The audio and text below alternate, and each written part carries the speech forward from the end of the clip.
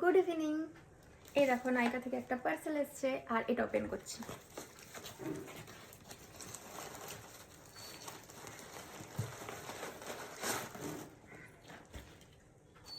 নাইকাতে hot pink sell চলছে না, তাই ভাবলাম কিছু জিনিস নিয়ে নেওয়া যাক, তাই না? তো ফার্স্টেই রয়েছে এটা ডট এন্ড কির একটা সানস্ক্রিন। এটা ভীষণ লাইট ওয়েট, ওই জন্যই আমি এটা নিয়েছি। আমি দেখছিলাম ইউটিউবে যে এটা ভালো হবে, এবং প্যাকেজিংটা কি কিউট, ভীষণ ভালো। আর একটা রয়েছে, ও এটা সেই ক্যাফেনের আন্ডার আই জেল। আমার তো ডার্ক সার্কেল আছে, মানে ওই হালকা পাতলা, তো তাই জন্য আমি এটা নিয়েছি। আর একটা আমার কাছে ছিল বাট ওটা এখনো ওয়ার্ক করেনি, সেই জন্য ভাবলাম এটা নিই। সবাই বলছিল যে এটা ভালো হবে, তো ঠিক আছে। আর একটা ব্লু কাজেল।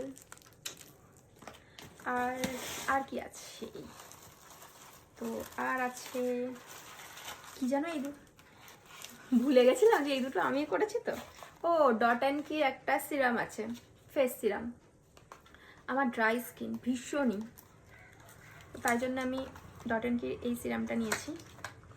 জানি না কেমন হবে, আমি এটা কখনো ইউজ করিনি। গার্নিয়ারটা ইউজ করতাম।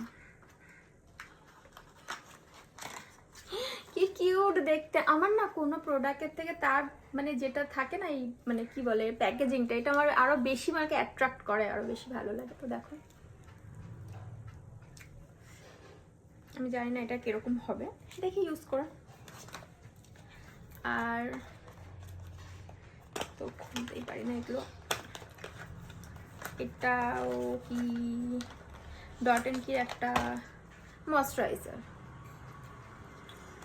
এত ভালো লাগে এগুলো, মানে দেখো, মানে দেখে ক্যাপ মনে হচ্ছে না, আর এটা দেখে মনে হচ্ছে অ্যালোভেরা জেল। তো এটা একটু খুলে দেখি, কি লাইট ওয়েট দেখো, মানে গড়িয়ে পড়ে। ফ্রেগনেন্স ফ্রি, আমার একটা ফ্রেগনেন্স থাকলে ভালো লাগে, সুন্দর সুন্দর গন্ধ, তো তাই ঠিক আছে। এই দেখো এটা ব্যাস, এই কটাই ছিল, আর নেই। আর একটা ছিল যেটা কালকে এসছে, ওটা আমার খোলা হয়ে গেছে। ওটা আমি হট পিঙ্ক সেল থেকে নিয়েছি। ওটাতে ছিল কি ছিল, একটা ব্ল্যাক কালারের কাজল ছিল আর দুটো আইশ্যাডো প্যালেট ছিল, যেটা আমি দেখাচ্ছি তোমাকে। ওয়েট, তো এই প্যালেট দুটো যেটা আমি ওপেন করে ফেলেছি, কিন্তু ইউজ করিনি, জাস্ট আমি ওপেন করেছি, আমি দেখাচ্ছি। এটা কালকে এসছে।